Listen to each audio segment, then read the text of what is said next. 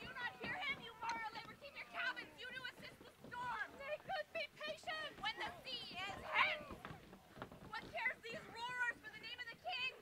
Cabin silence, trouble us not. Oh, now how's the board? None that I love more than myself. Use your authority. If you can command these elements to silence and work the peace of the present, we'll not hand a rope more. If you cannot, give thanks that you have lived so long and make ready in your cabin for the mischiefs of the hour if it so hap. Out of our way, I say, surely my heart. I have great comfort from this mariner. He thinks she has no drowning mark upon her. Her complexion is perfect gallows. If she be not born to be hanged, our case is miserable. Nearly lower, lower. Bring her to try with main course. Touch to the master's whistle. Flag upon this howling, they are louder than the weather or this. What again? What do you hear? Have you a mind to sink so we give her a drown? A monster suit, falling blasphemous, uncharitable dog. To work you then. What hanker? How you arrogant, insolent noise maker? You're less afraid to be drowned than thou art. Hold there, hold, a hold. Send her 2 horses up to sea again. Lay her off. Reach her mouth and hold. Let's all sing. Now would I give 1,000 crowns?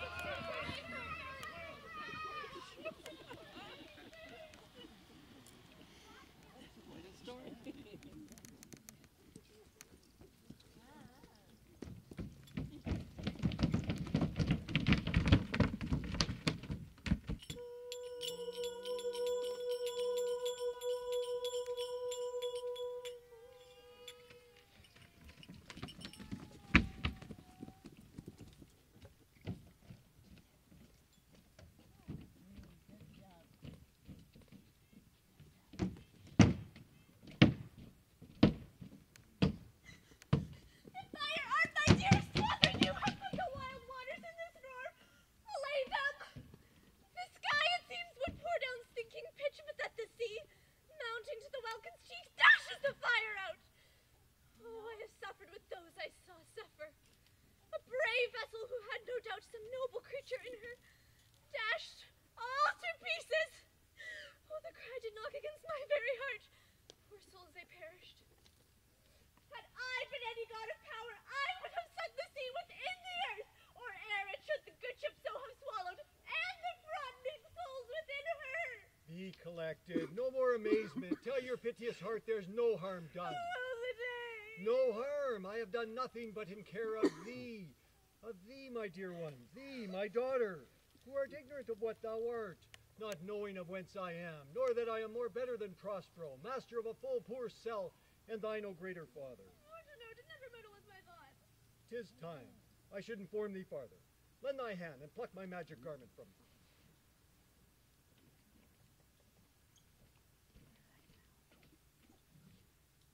Wipe thou thine eyes, have comfort. The direful spectacle of the wreck, which touched the very virtue of compassion in thee, I have with such provision in mine art, so safely ordered that there be no soul, no, not so much perdition as a hair be tid to any creature in the vessel, which thou heardst cry, which thou sawst sink. Sit down, for thou must now no farther.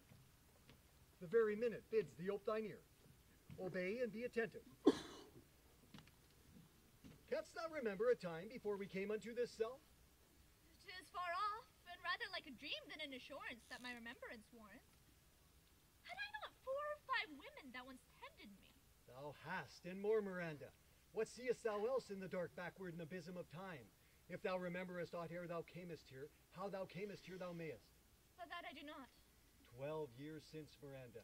12 years since thy father was the Duke of Milan and a prince of power. Sir, are you not my father?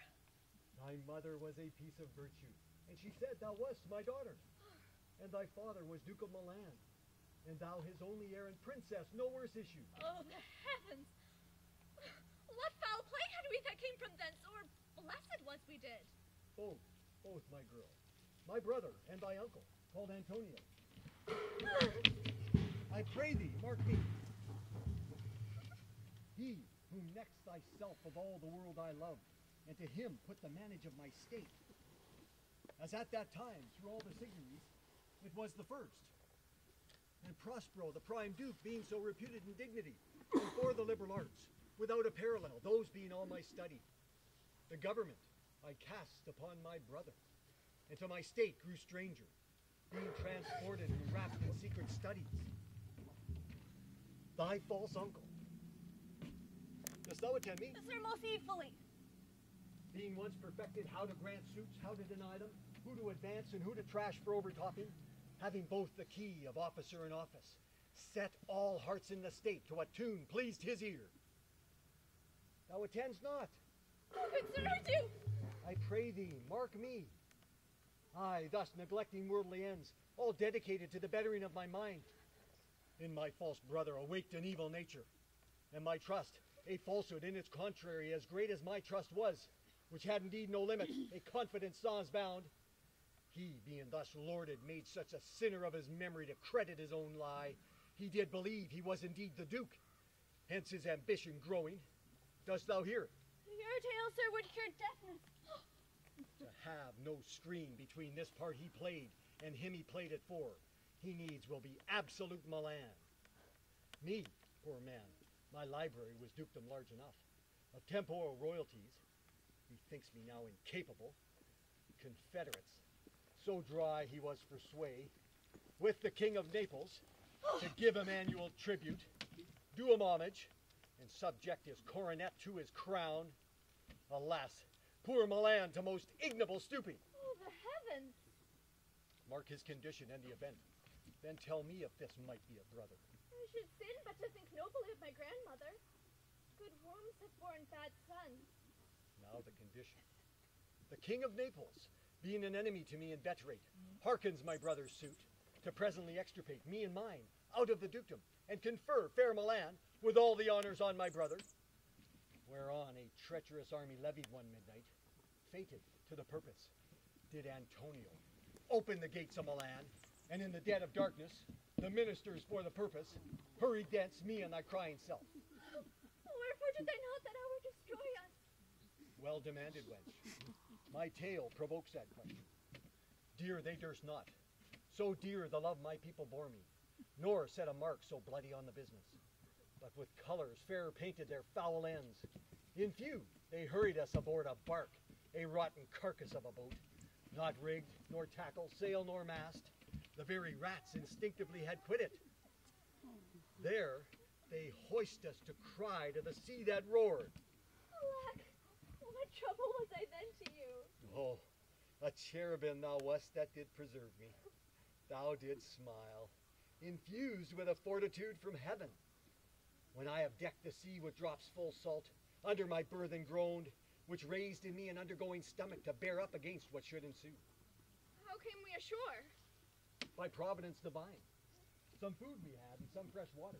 A noble Neapolitaness, Gonzalo, out of her charity, being then appointed master of this design, did give us, with rich garments, linen, stuffs, and necessaries, which since have steaded much.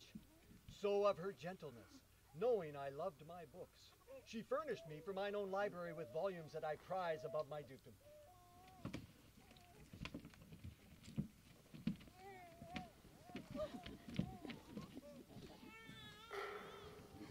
I pray you, sir, for this still beating in my mind. Your reason for raising this sea storm. No, thus far forth. By accident, most strange. Bountiful fortune. Now, my dear lady, hath mine enemies brought to this shore. And by my prescience, I find my zenith doth depend upon a most auspicious star. Here, cease more questions. Thou art inclined to sleep. Thou canst not choose. Come away, servant, come. I am ready now. Approach, my Ariel, come. All hail, great master, grave sir, hail. I've come to answer thy best pleasure, be it to fly, to swim, to dive into the fire, to ride on the pearly clouds. To thy strongest bidding, task, Ariel, and all her quality. Hast thou spirit performed to point the Tempest that I bade thee? To every article. I boarded the king's ship, now on the beak, now on the waist, the deck, in every cabin. I flamed amazement. Sometime I divide, and burn in many places. The topmast, the yards and bowsprit, would I flame distinctly. Then meet and join, Jove's lightnings, The precursors, oh, the dreadful thunderclaps. More momentarily, and sight outrunning were not. The fire and cracks of Sulphurus roaring, the most mighty Neptune seemed to besiege, and make his bold waves tremble. Yeah, his dread trident shake. My brave spirit, who was so firm, so constant, that this coil would not infect his reason? Not a soul, but felt the fever of the mad and played some tricks of desperation. All but mariners plunged into the foaming brine to quit the vessel. Then, all afire with me, the king's son, Ferdinand, was the first man that leapt, cried, "Hell is empty, and all the devils are here!" Why, that's my spirit. But are they, Ariel, safe? Not a hair perished. On their sustaining garments, not a blemish, but fresher than before, and, thou as bad as me, in troops have dispersed them about the isle. The king's son I have landed by himself, whom I left cooling in the air of sighs, in an odd angle of the isle, and sitting, with his arms, in this sad knot. The king's ship, the mariners say, how thou hast disposed and all the rest of the fleet? Safely in the harbor, all mariners under hatches stowed. I charge, exactly as performed. But there's more work. What is the time of the day? Past the mid-season? At least 2 glasses.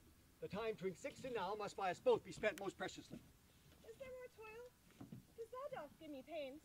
Let me remember thee what thou hast promised, which is not yet performed me. How now, moody, what is thou canst demand?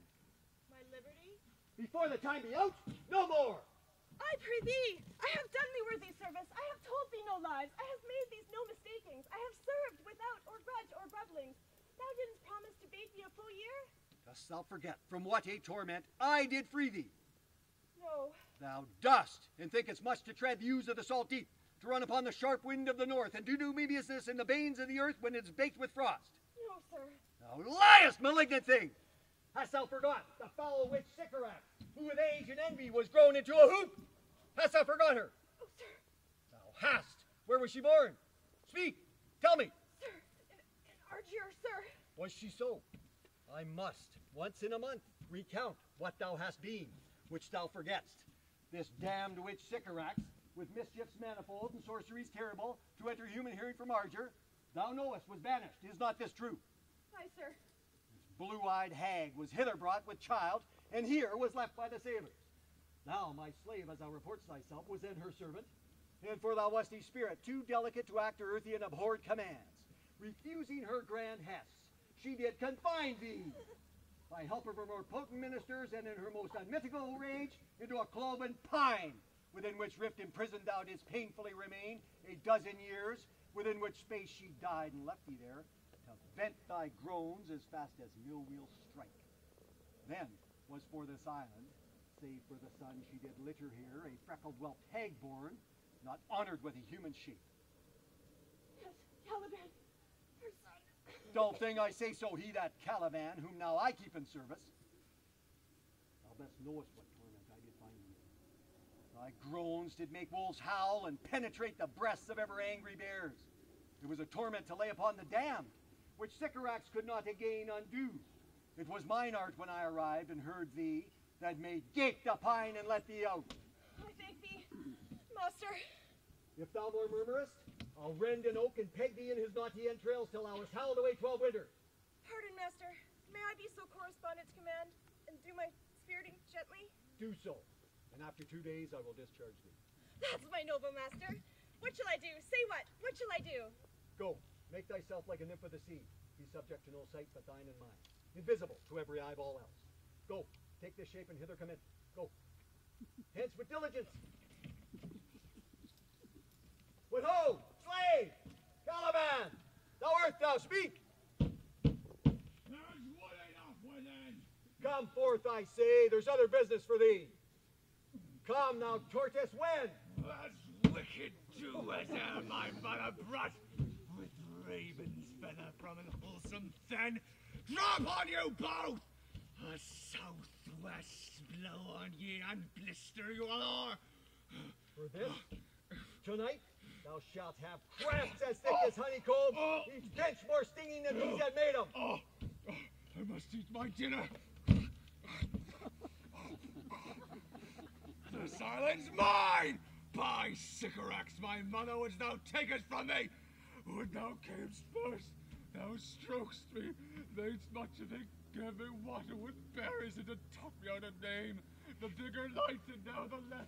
that burned by day and night, and that I loved thee, and showed thee all the qualities of the isle, the fresh springs, brine pits, barren place and fertile. Cursed be I that did so! All the charms of sycorax, toads, beetles, bats, light on you! For I am all the subject that you have.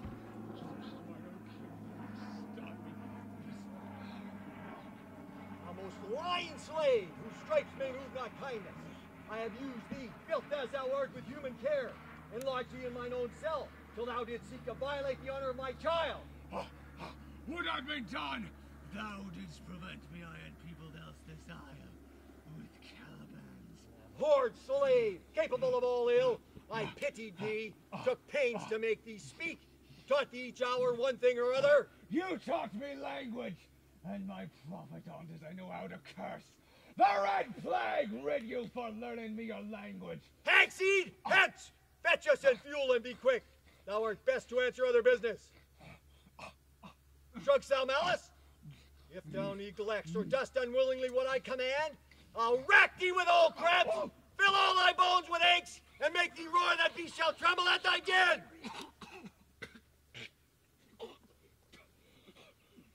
I must obey. His artist of such power will control my damned god Sycabos and make a vassal of him. So, slave, hence!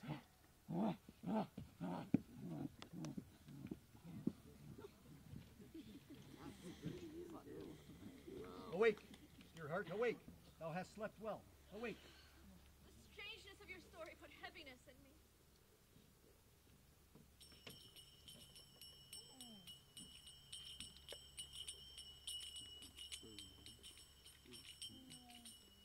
Come onto the yellow sands, and then take hands. Curtsied while you have, and kiss the wild waves with. Foot it freely from here and there, and sweet sprites, the burthen bear. Where should this music be? In the air or the earth? It sounds no more. Sitting on a bank, weeping again, the king, my father's wreck. This music crept by me upon the waters, allaying both their passion and my fury with its sweet air. Thence I followed it. Or it hath drawn me, rather. But 'tis gone now. No, it begins again! Full fathom 5, thy father lies. Of his bones are coral made.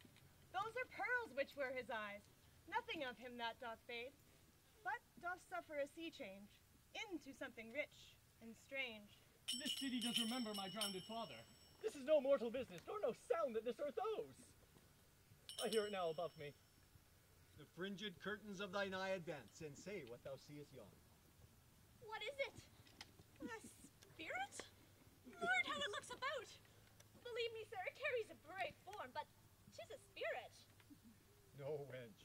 It eats and sleeps and has such senses as we have such. This gallant which thou seest was in the wreck, and but he's something stained with grief that's beauty's canker. Thou mightst call him a goodly person. He hath lost his fellows and strays about to find them. I might call him a thing divine. For nothing natural I ever saw so noble. It goes on, I see, as my soul prompts it. Spirit, fine spirit, I'll free thee within 2 days for this. Most sure the goddess on whom these airs attend. Vouchsafe my prayer may know if you remain upon this island, and that you will some good instruction give how I may bear me here. My prime request, which I do last pronounce, is, oh, you wonder, if you be maid or no. No wonder, sir, but certainly a maid. My language, heavens, I'm the best of them that speak this speech, were I but 'twere to spoken. How, the best? What wert thou if the King of Naples heard thee? A single thing, as I am now, that wonders to hear thee speak of Naples. Myself am Naples, who with mine eyes, never since it ebb beheld the king, my father's wreck. Alack for mercy. Yes, faith in all his lords. At the first sight they have changed eyes. Delicate Ariel, I'll set thee free for this. A word, good sir. I fear you have done yourself some wrong. A word. Why speaks my father so gently? This is the third man that e'er I saw, the first that e'er I sighed for. Pity move my father to be inclined my way. Oh, if a maid, and your affection not gone forth, I'll make you the Queen of Naples. Soft, sir. One word more. They are both in either's powers, but this swift business I must uneasy make, lest too light winning make the prize light. One word more. I charge thee that thou attend me. Thou dost here usurp the name thou owest not, and hast put thyself upon this island as a spy to win it from me the Lord on. No, as I am a man. There's nothing ill can dwell in such a temple. Follow me. Speak not you for him. Come, I'll manacle thy neck and feet together. Sea water shalt thou drink. Thy food shall be the fresh brook mussels, withered roots and husks wherein the acorn cradle. Follow. No! I will resist such entertainment till mine enemy has more power. Oh, dear father, make not too rash a trial of him, for he's gentle and not fearful. What I say, my foot, my tutor? Put thy sword up, traitor. Who makes a show but dares not strike? Thy conscience is so possessed with guilt. Come from thy ward, for I here can disarm thee and make thy weapon drop. Beseech you, father. Hands hang not on my garments. Sir, have pity. I'll be his surety. Silence! One word more shall make me chide thee, if not hate thee. What? An advocate for an impostor? Hush! Thou thinkst there are no more such shapes as he, having seen but him in Caliban. Foolish wench! To the most of men, this is a Caliban, and they to him are angels. My affections are then most humble. I have no ambition to see a goodlier man. Come on, obey, thy nerves are in their infancy again and have no vigor in them. So they are. My spirits as in a dream are all bound up. My father's loss, the weakness which I feel, the wreck of all my friends, nor this man's threats to whom I am subdued, are but light to me. Might I but through my prison once a day behold this maid, all corners else of the earth let liberty make use of. Space enough have I in such a prison. Come on, follow me. Be of comfort, sir. My father's of a better nature than he appears by speech. This is unwonted which no came from him. Speak not for him. Beseech you, sir, be merry. You have cause, so have we all of joy. For our escape is much beyond our loss. Our hint of woe is common. Every day some sailors find the masters of the merchant and the merchant have just our theme of woe. Then, good sir, weigh our sorrow with our comfort. Prithee, peace. He receives comfort like cold porridge. The visitor will not give him over so. Look, she's winding up the watch of her wits. By and by it will strike. Sir, Bong. when every grief is entertained that's offered, comes to the entertainer. A dollar? Dollar comes to him indeed, sir. You have spoken truer than you purposed. You've taken it wisier than I meant you should. Therefore, my lord, She will be talking. I would have spendthrift is she of her. Prithee spare. How about a good wager? Oh, which for she or Adrian, for a good wager, first begins to crow. The hen. The cockerel. Done. The wager? And after. A match. Though this island seems to be desert, So you're paid. uninhabitable and almost inaccessible, Oh, yet? yet I thought you couldn't miss it. it needs be of subtle and delicate temperance. Oh, temperance. Yeah, she was a delicate wench. I and the subtle is he most literally delivered. The air breathes upon us here most sweetly. As if it had lungs and rotten ones. As if it were perfumed by a fen. here is everything advantageous to life. True, save means to live. Of that there is none or little. How lush and lusty the grass looks. How green. Ground indeed is stony. Aye, with an eye of green in it. Oh, she misses not much. No, but she doth mistake the truth entirely. But the rarity of it, which is indeed almost beyond credit, Oh, as most vouch rarities are. that our garments, being as they were drenched in the sea, hold notwithstanding their freshness and glosses. Methinks they are now as fresh as when we put them on first in Afric, at the marriage of the king's fair daughter Clarabelle to the king of